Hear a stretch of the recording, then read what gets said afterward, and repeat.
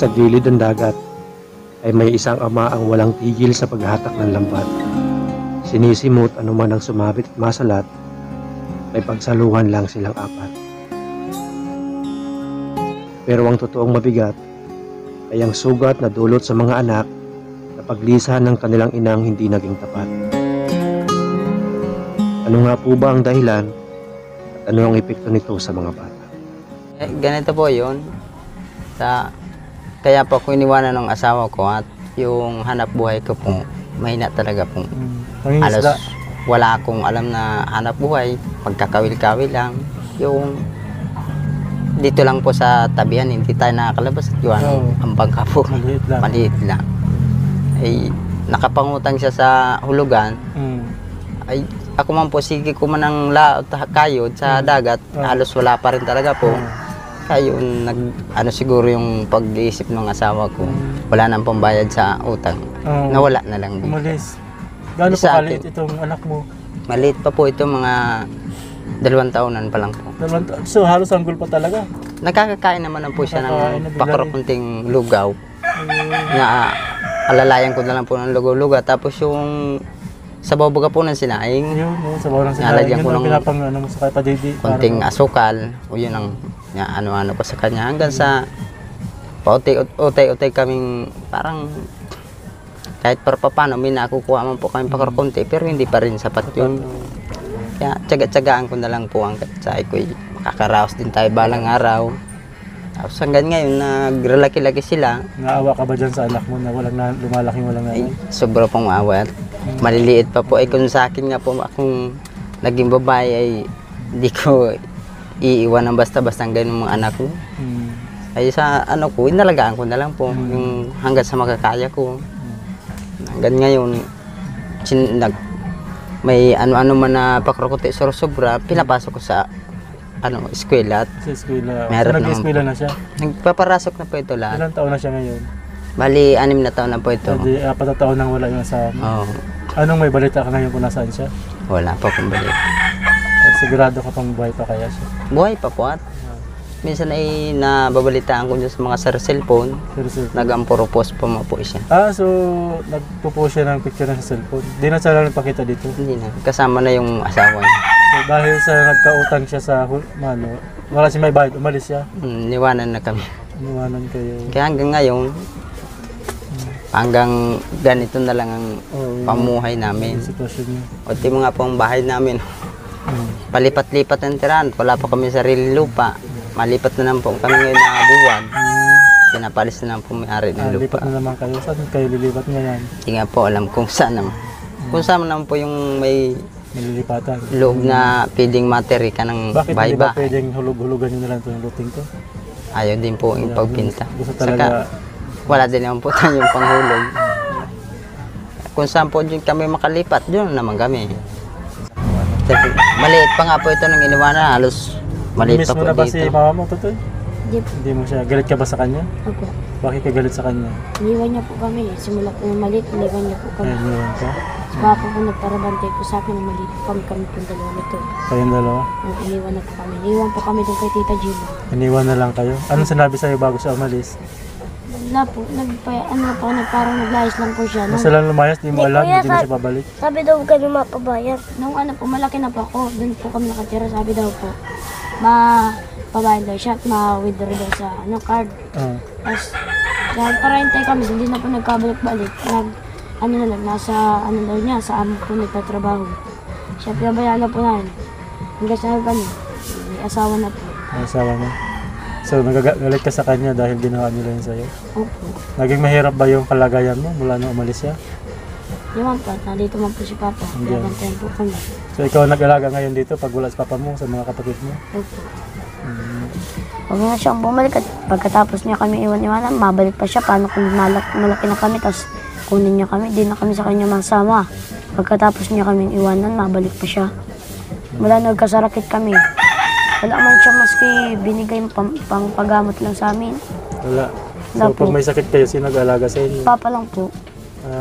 Ayos nga po, mag-utang na lang po si Papa dyan, pampagamot lang po namin para mapagaling lang po kami. Mapagaling na kayo. So galit ka talaga kay mama mo. Ayaw mo na siyang tanggapin?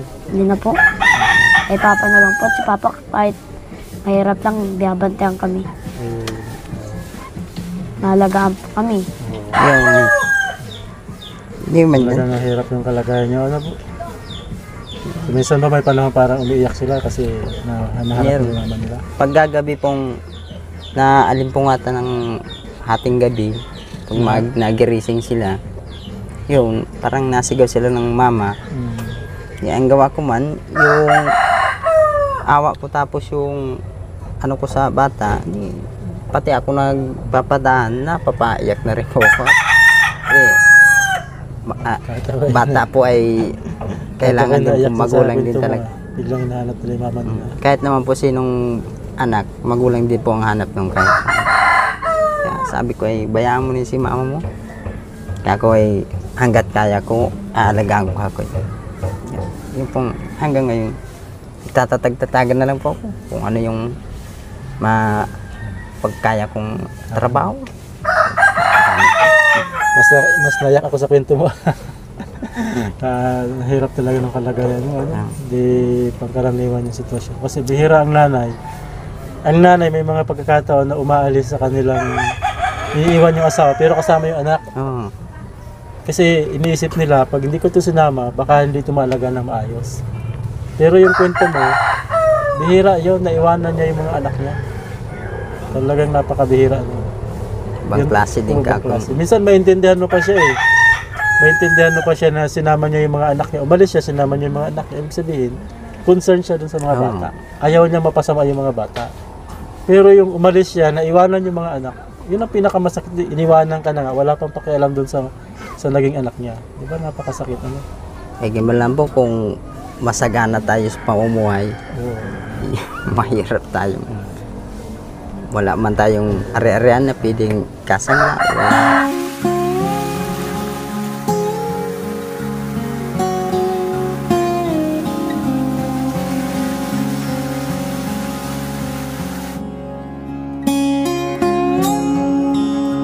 Ayan, mga kawan. Malakas sa kawan din. Laki. Nalahuli mo bro? Isa. Isa. Kasi buhay na buhay pa. Pero isa mga kawan. Ano tawag sa isang ito bro? Bagaong. Kaya na mga wild, wala. Sa pakalawang latag ni Mike, may isa. Ano naman sa pakatlo ay may tatlo. Mukhang gumaganda yung pag-isla ngayon ni Mike. Gumaganda.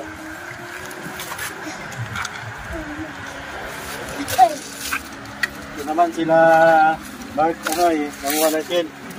Nanguha sila ng shell mga kawal. Pinapag-ulam din ito.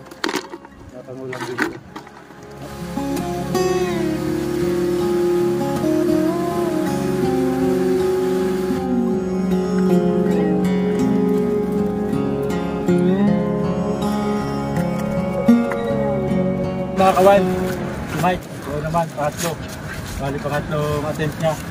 At sana marami siya mahuli.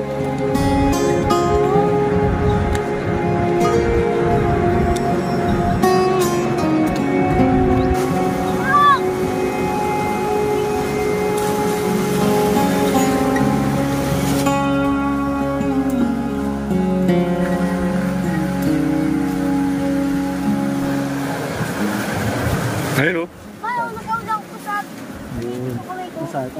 Ano no? Ito oh. Yun. Napinik yan ano?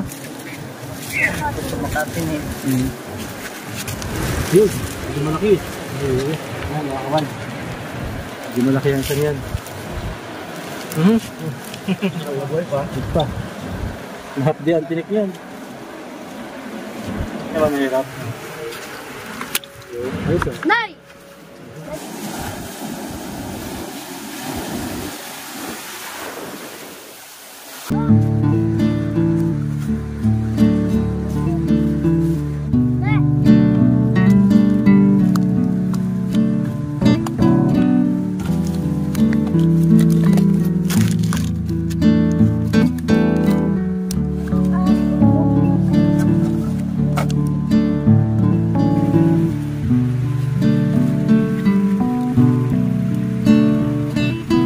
Ito ba bebe gagawin niya roon? laruan? Wala ka bang laruan sa inyo? Wala. So yun mga kawild, no? Talagang nakakalungkot yung kalagayan nila. Mulot lang siya ng pwede niyang gawin laruan. Sa totoo, di naman talaga itong mga laruan. Pero, ayan, dahil plastic, para sa kanya, laruan niya. Yun yung gagawin ng laruan. Gusto mo pa ng bagong laruan? Nagalan namin kayo ng laruan, ha? Anong laruan ang gusto mo? Ang gusto mo na manika? Yun, masaya ka ba pag nagkamanika? Ha? Masaya ka? Gusto mo ng ganun? Sige, bibili tayo ng manika. Ano? Pero ito, dadalhin mo sa bahay nyo? Ayan, sige. At bibilihan ka namin ng bagong laruan, ha? Hihintayin mo kami doon sa inyo, ha? Kakaroon ka ng bagong laruan.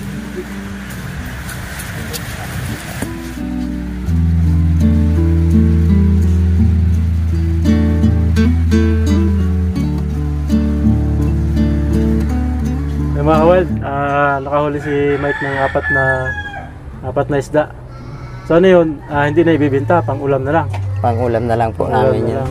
Madalas ba ganun yung huli? O minsan mayroon naman? Minsan meron din po na titimbang din mga 1 kilo. Mga 1 kilo, so ibibenta mo yun? Ibibenta Magkano ko ang po bintahan ng 1 kilo? Nahalaga din po yun mga 60. 60, kasi 60 pesos. Ayun, so yun ang parang pambili ng bigas. Tambigas. Ayun, ganun na. Pag may sobra-sobra, may yung tirang pagkaunti, yun na lang po may nang uulam namin. Pinang-ulam, ayun, so kung may sobra sa 1 kilo. Yung mga maliit na masyado. Ayun. Yung magaganda, pinabibinta namin pang bigas. Ayun. So ganun pala ang buhay. Nabanggit mo sa akin meron kang maliit na bangka. Meron po. Ano nangyari dun sa maliit na bangka? Bali, hindi ko na rin po nasikas at wala nga pong repair. Repair. Yan, tsaga-tsagaan ko na lang po kahit yung maraming tubig na napasok. Napasok. Ginagamit mo pa din. Ginagamit Pero ko pa rin delikado, po. ano? Delikado kung sa delikado po, kaya lang Siyempre, wala man pong iba. Siguro, habang nasa laot ka, may tubig, mag-isa ka lang. Solo lang po ako dun sa lao. Eh, siyempre, kung may mangyari sa'yo doon, kawawa naman itong mga anak mo. Sisikapin ko naman pong magtabi. Makabatak-tabi. Sa Maganda kaya ginagawa ko mo. po. Kasi, nakakwento mo yung biyanan mo ba? Yung biyanan nyo, tiyuhin nyo yun, yung naanod. Oo, tiyuhin ko po yun. Ganon din yung sa'yo, gaya ng ganong trabaho. Oo, maglaot po din yun. Natagpuan na ipatay na. Sa malayo na po Sa din terrace sa na, yun, oo. terrace. Huwag naman sana mangyari sa'yo. Ano? Dito po yun sa gitna. Huwag yung gitna. Ang bangka din po nung may makina, kaya lang gabok na din. Gabog na rin. So nasira na yung bangka niya, naanod siya. Naanod siya. Hanggang Huwag sa sana mangyari. pinanghinaan at matanda na rin po. Kasi kawawa naman. So nag-aalala ba kayo pag maalis papa niyo? Aalala kayo, ano? Kasi Yan. nakakatakot na may mangyari kay papa niyo, ano? Bro, bali, ano to? 4,000.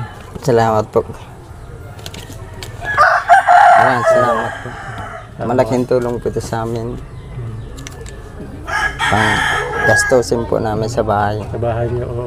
Yeah. Sana may matulungan po kayong marami. Oo. Ako nga bro, kasi ako nga, hindi lang sana yun yung maitulong namin sa inyo. Malaking halaga na po ito sa akin.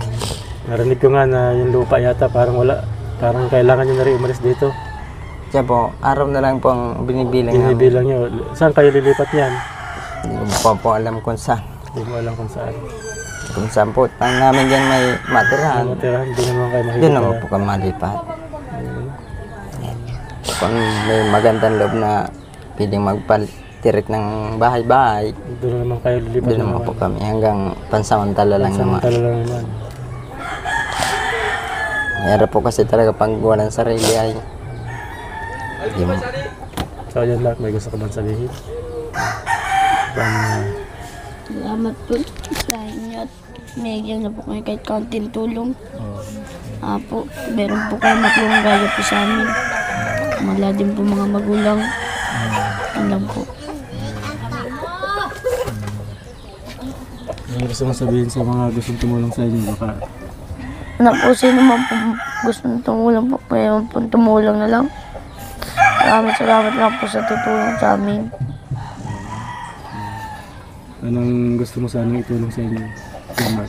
Kahit lang po yung bahay lang, ayos na po yung kaya kahit di po bahay, bangka lang po ni Papa para makalaot-laot lang po si Papa. Ay, sige ba? Salamat po. Ano po, John Mark, yung pinakang kailangan mo ngayon para makatulong talaga sa inyo kung sakali? Kagamitan lang po sa dagat. Gamit sa dagat. Ano yun? Bangka lang kung may makina. Yung makina. Malaking tulong po sa Malaking akin. tulong na yun. Kakaahon na po kami sa pang-araw-araw. Pang araw-araw. Gaano kalaking bangka yung tutukoy mo? Kasyanan lang po yung Maliit lang. maliit lang. Pang ilang tao? 3. Pang 3 tao. Kumbaga, hindi naman, yung pinakang bangka na may makina. Oo, may makina po. So yun, mas makakatulong yun sa iyo para Malaking tulong po yun sa akin at kung wala pong huli sa panabi, lipat-lipat po ako sa malayo. Kahuli pong sarik. Nung naandito po yun, doon pa po kami nakatira. Nung ang po nung sugal lagi, nasugal po yun. Pag naingit po akong pira, nasugal po yun, di po kami papakain. Pag maingit po akong pira, di sinisipa po ako. Gaya po nung nandun po si Tita Mia, nag-iingit po akong pira at di pa ako nakain, di pa ako kain tanghalian. Sinipa ko, baralda ako doon sa may plywood. ganun siya. Magdating ni Papa, doon ako nagsumbong. Pinakain kami kay Lolo Edwin. So nagsusugal siya dahil di ka pa nakain, naghihingi kang pira, sinipa ka pa. Po. Kaya tumalsik ka sa plywood.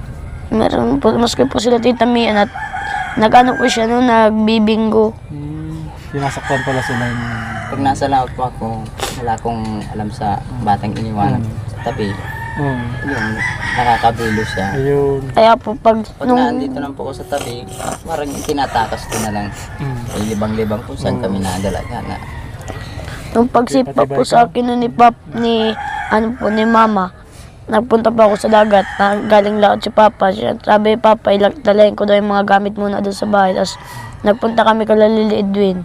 Doon ako pinakain ni Papa. Pagkakain ko, nagpunta kami kung saan ni Papa.